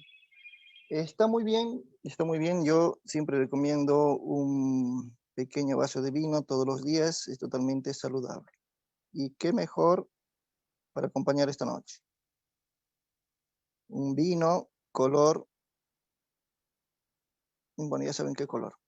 Ahora sí, perfecto, listo, ya estamos nuevamente conectados, ya estamos minimizando la pantalla y vamos a volver a nuestra temática, vamos a continuar con lo que serían las venas. Nos queda todavía mucho material, así que vamos a meterle un poquito más de pilas. Bueno, en cuanto al sistema, ya vimos las arterias, estamos viendo ahora ya las venas, y a diferencia de las arterias, estas venas también cumplen una función muy importante en cuanto al transporte de sangre, porque recuerden que las venas manejan sangre desoxigenada. Hay una pregunta que dice, ¿por qué la gráfica maneja corazón derecho, izquierdo? Bueno, es lo que les mencionaba, en realidad hace referencia al uso de sangre con oxígeno y a la otra mitad a la sangre con dióxido de carbono. Por eso lo manejamos corazón derecho, corazón izquierdo, que en realidad sería la aurícula derecha con ventrículo derecho y la aurícula izquierda con ventrículo izquierdo. Eso ya lo conocemos. Entonces, volviendo a las venas. Las venas tienen también la misma composición en cuanto a las capas de las arterias. Recuerden que tiene una íntima, una adventicia, una capa intermedia, pero estas venas tienen un menor grosor comparando con las arterias en cuanto a la capa muscular. Por ende, no manejan la misma resistencia, no manejan la misma presión que una arteria. Cuando lleva la sangre de todo nuestro cuerpo hacia el corazón, lo hace directamente a una estructura que sería el sector eh, de la aurícula derecha. Obviamente, para esto necesita muchas veces en los miembros inferiores una especie de válvulas, ¿sí? Bueno, entonces, ¿qué quiere decir lo que estamos hablando ahora? Que nuestro sistema venoso, comparando con el arterial, manejan dos tipos de sistemas paralelos, en realidad, lo que sería el sistema arterial. Primero, que manejamos un sistema venoso pulmonar, recuerden, y que hemos hablado, en el cual se extiende desde los pulmones hacia el corazón, porque ya llegó, ya en ese momento tenemos sangre en los pulmones y necesitamos vaciar, necesitamos llevar toda esa sangre hacia el corazón, ya con oxígeno, ya tenemos el intercambio gaseoso, ya hicimos la inhalación, la exhalación, ya tenemos esa sangre que está retornando a la aurícula izquierda con oxígeno. Y eso lo hace a través de venas, por eso los mencionamos ahora, que serán las venas que van a transportar eh, sangre con oxígeno, ¿no es cierto? Que sería en este caso venas, las venas pulmonares. Y este sistema general en realidad se encarga de la circulación aórtica mediante la cual nuestra sangre, obviamente que no tiene oxígeno, va a ser transportada a la aurícula derecha y bueno, eso ya sabemos el circuito. En otras palabras, nuestras venas tienen en los miembros inferiores, como les hablaba, una cierta conformación especial. ¿Sí? Esta es la lámina que se quedó. Ahora sí, ¿qué sería una especie de pliegue? O sea, tienen como las válvulas que vimos en el corazón, pero serían unas válvulas un poquito distintas. Tienen la forma del famoso nido de golondrina y esas válvulas en los miembros inferiores van a impedir que esa sangre retorne, no retorne, sino haya un reflujo de nuestra sangre y evite obviamente que retroceda y nuevamente retroceda la sangre. O sea, ¿qué quiero decir? Ahora sí, que cuando la sangre pasa por estas válvulas, estas se cierran y evitan que la sangre no retorne. Estamos hablando de los miembros inferiores. Es obviamente por la función que tienen estas válvulas. Pero como no tienen una capa muscular importante como las arterias, tienden a alterarse, tienden a deformarse. Y esas son las famosas varices. Es decir, ahora sí. Tengo cierto problema con la computadora. Bueno, ahora sí. Muchas veces las personas que tienen varices tienen alteración de las paredes de las venas, por ende hay un ensanchamiento importante y al tener ese ensanchamiento hay una separación de estas válvulas. Y al haber una separación, obviamente permiten el retorno y si hay retorno en contra de la gravedad, obviamente esta vena se va a deformar más, se va a alterar más y se van a formar esas famosas varices varicosas, esas grandes en los miembros inferiores que los tenemos como unos serpientes, como unos gusanos enormes. Eso es obviamente por esa limitación de las paredes de las venas. Pero bueno, por lo menos tenemos estas válvulas que nos ayudan y eviten de que haya ese retroceso importante. Bien, y en otro sistema, obviamente que les mencionaba, a nivel pulmonar, que sería lo que va a los pulmones, que no tiene válvulas, y el general, que sí, obviamente en este caso en los miembros inferiores tendríamos esas pequeñas válvulas.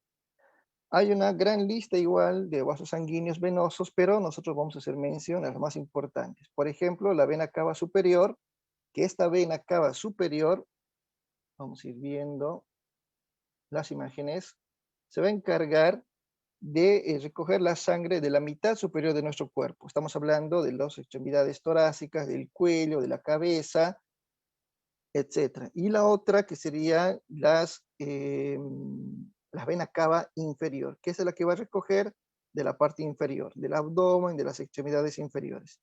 Todas estas venas, todas, la vena cava superior y la vena cava inferior, van a desembocar en la aurícula derecha. Recuerden que ahí se junta toda la sangre de nuestro organismo y obviamente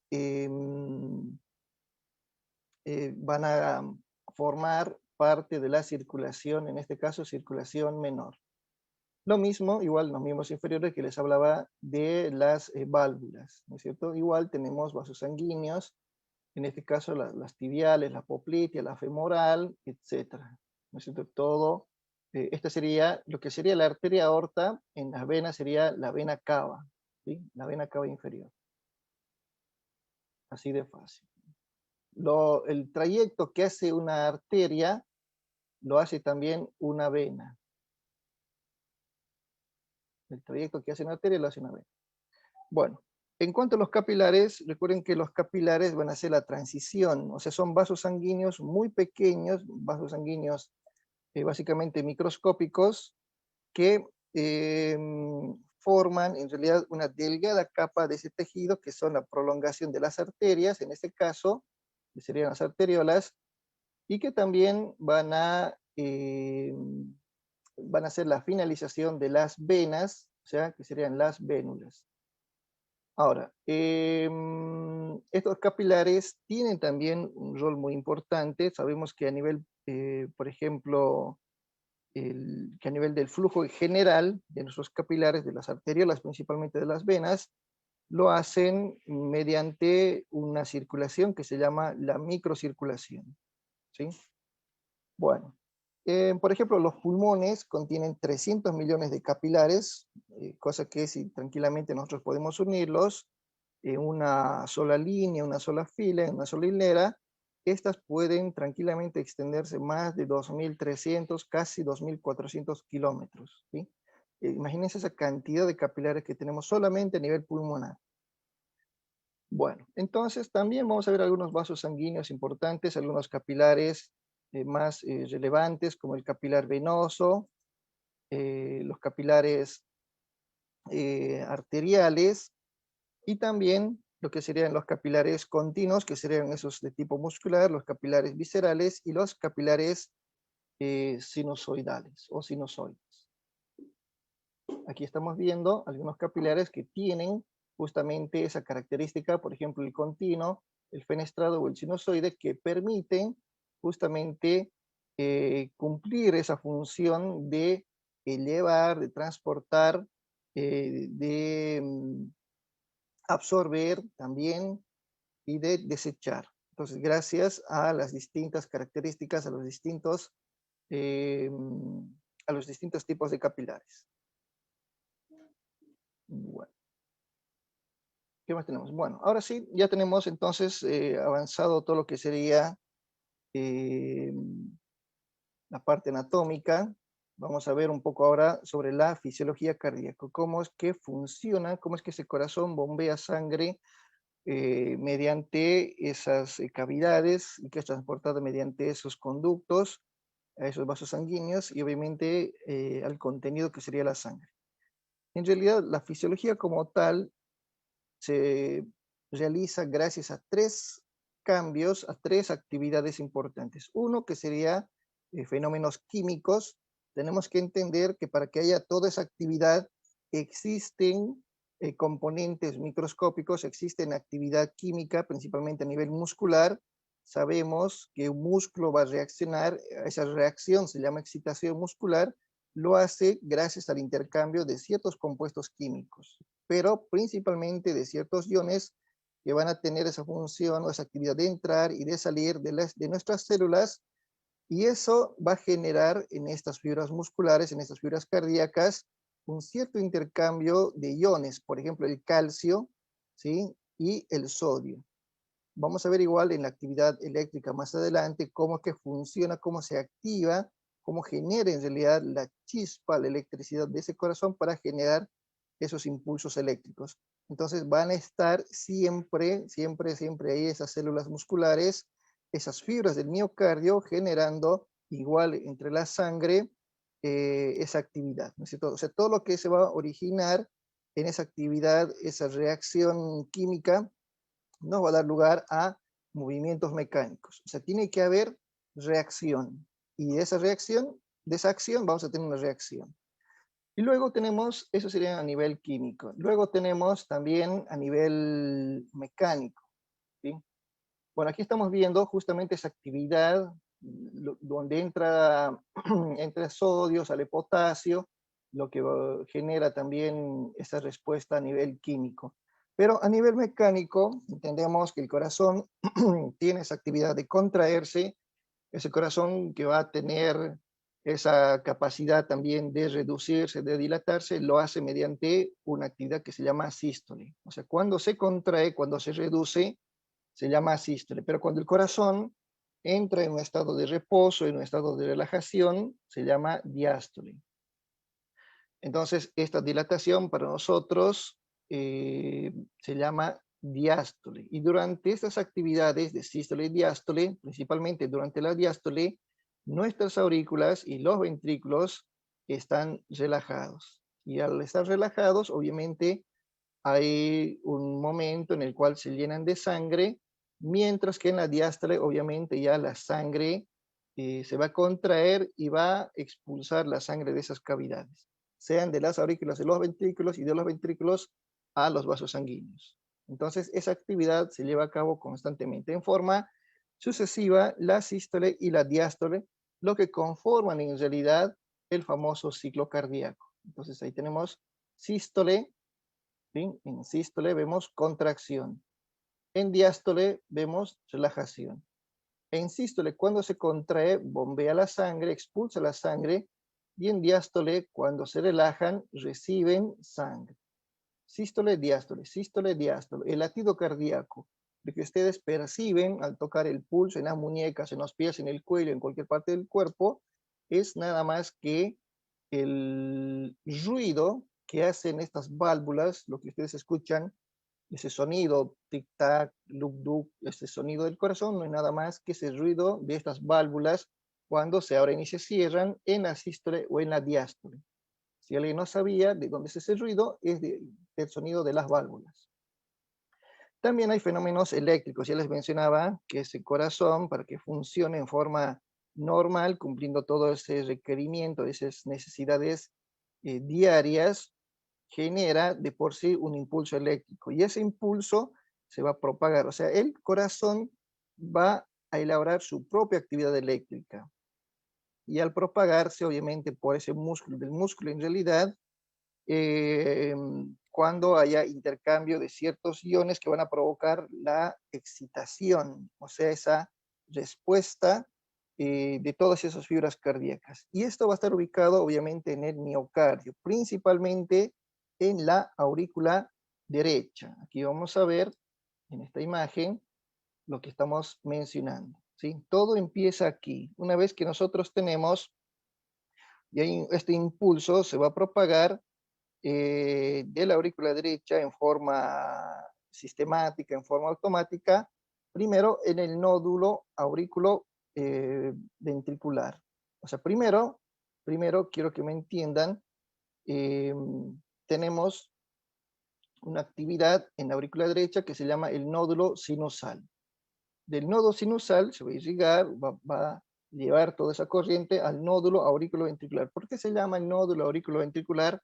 Porque estamos viendo, ahora sí, estamos viendo que se encuentra, es como una pequeña central eléctrica, esta es la central eléctrica más grande, pero tenemos otra más pequeña que estaría entre la aurícula y el ventrículo. Por eso se llama nódulo auriculoventricular, ¿sí? Obviamente este impulso que se va a ir ramificando, se va a ir llevando a cabo en forma eh, sistemática, o el famoso nódulo de Chostawara, seguramente también lo escucharon, pasa luego a lo que estamos viendo ahí, a las de His, con sus ramas, obviamente a la derecha, a la izquierda de las de His, y a las fibras de Purkinje, ¿sí? Ahora sí, ¿no es cierto? Entonces, estas serían las ramas de las de His, la rama derecha, y esta sería la rama izquierda de las de His, y obviamente terminaría en las fibras de Purkinje, ¿sí? Ese sería el recorrido de ese sistema de conducción del corazón, ¿sí? Entonces, todos estos fenómenos físicos, mecánicos, eléctricos, en realidad conforman lo que sería el famoso ciclo cardíaco. O sea, en resumen, ¿qué quiere decir? Vamos a ver si tengo otra lámina. Sí, aquí está. La actividad eléctrica empieza aquí. Y tenemos una célula, adentro tenemos sodio, afuera tenemos potasio, tenemos calcio, ingresan, salen, y en ese movimiento celular del ingreso y salida de estos iones se genera una chispa, se genera una actividad eléctrica. Y esa actividad eléctrica se concentra en el nódulo sinusal. Continúa su trayecto por estas fibras hasta el nódulo auriculoventricular. Luego del nódulo auriculoventricular pasa a lo que sería el haz de His, que tiene su ramificación rama derecha, tiene la rama izquierda y obviamente terminan ya en las fibras de Purkinje, ¿sí? Esto justamente vamos a verlo, aquellas personas que estén interesadas en hacer el taller de electrocardiograma básica que vamos a llevar a cabo la semana que viene, lo vamos a ver ya representado en un gráfico, ¿sí? Toda esta actividad eléctrica lo representamos en un electrocardiograma. Si es que quieren hacerlo, bueno, me avisan y después los registramos. Bueno, pero igual, esto es lo que sucede en forma normal. Cuando una persona tiene alguna arritmia, tiene algún problema, tiene una bradicardia o tiene una taquicardia, porque ya no funciona en forma coordinada el nódulo sinusal, se le utiliza un marcapaso, ¿sí? Y el marcapaso obviamente se va a encargar de generar, de coordinar, de mantener una frecuencia, un ritmo especial de las contracciones, porque recuerden que nosotros tenemos en nuestro ciclo cardíaco, en nuestra función de latido, entre 60 a 100 latidos cardíacos, cosa que no tiene que superar. Por eso en el ciclo cardíaco vamos a encontrar nosotros una secuencia de todos estos eventos mecánicos, químicos y eléctricos que van a darnos como resultado al latido cardíaco. O sea, todos estos suceden entre la sístole y la diástole. Por eso, cuando va pasando esa electricidad, va generando en ciertos sectores una contracción y una relajación. Por eso es que tenemos esa sístole y diástole. Y este ciclo cardíaco en realidad tiene ciertas fases. Ahí tenemos la fase de llenado, tenemos la fase de contracción, que sería la sístole ventricular, tenemos la fase de expulsión y obviamente tenemos la cuarta fase de relajación o diástole, porque recuerden que la diástole es nuestra fase de llenado, ¿no es cierto? Esa fase, como estamos viendo aquí, sístole auricular, aquí empezamos, por eso dice contracción auricular, permite el paso de la sangre a los ventrículos. Incluso en el electrocardiograma estamos viendo ya un pequeño registro de la onda P. De sístole ventricular, ya tenemos una contracción de los ventrículos, obviamente la apertura de las válvulas auriculoventriculares y las semilunares, pasamos ya inmediatamente a la eyección, a esta contracción, y luego entramos a una etapa de sístole eh, ventricular, o diástole ventricular, perdón, donde pasamos y terminamos ya en esta fase de llenar. O sea, todo eso es la imagen de un electrocardiograma, básicamente. Pero bueno, eso no vamos a ver ahora. En otras palabras sería así, sístole, diástole en dos periodos, ¿no es cierto? Uno en el cual obviamente vamos a encontrar, perdón, ahora sí. Vamos a encontrar un llenado pasivo, como estamos viendo en el número 1. Luego tenemos ya un llenado activo total. Pasamos a una contracción isovolumétrica para tener ya una eyección y obviamente ya pasar después a una etapa de relajación y luego nuevamente pasamos a un llenado pasivo, nuevamente tenemos un llenado activo, una contracción, una eyección, sucesivamente. Entonces ahí tenemos sístole y tenemos diástole a la vez. Sístole, diástole, sístole, diástole. Así de fácil. Bueno, circulación mayor y menor. Esto es muy simple en realidad.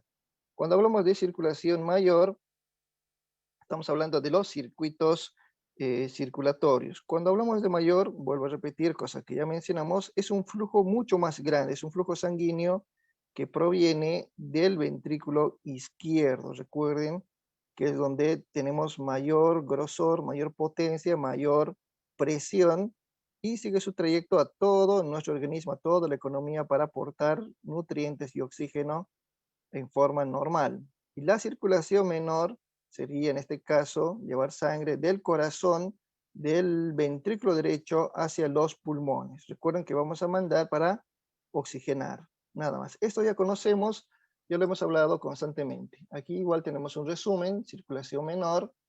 Recuerden que van, en este caso del ventrículo derecho, pasa por la válvula pulmonar, pasa por la arteria pulmonar, que en realidad debería ser vena, ya saben ustedes, y llegan hacia los capilares pulmonares. Una vez que llegan los capilares pulmonares en el pulmón, regresan con oxígeno, que deberían ser arterias, pero se llaman venas, y pasan a la aurícula izquierda.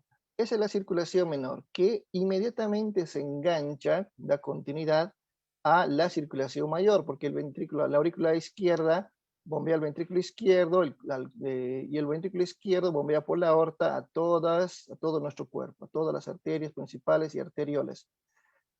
En este caso va hacia la subclavia, va hacia la braquial, va hacia la cubital radial, dorsal y digital. Va hasta la punta de mi dedo. Ahí se conecta con un capilar, continúa con una vénula y se continúa a venas más grandes, más gruesas, venas principales.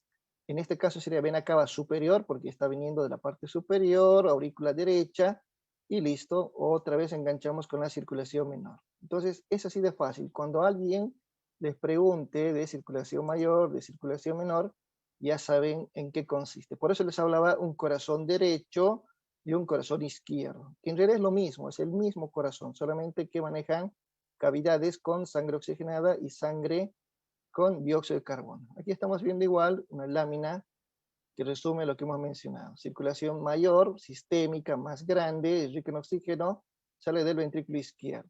Circulación menor, circulación pulmonar, sangre desoxigenada, sale del ventrículo derecho. Nada más. Bueno, ya para terminar, esto es lo último. Entiendo que ya estoy casi sobre la hora, pero me voy a apurar, ¿sí? Me voy a apurar.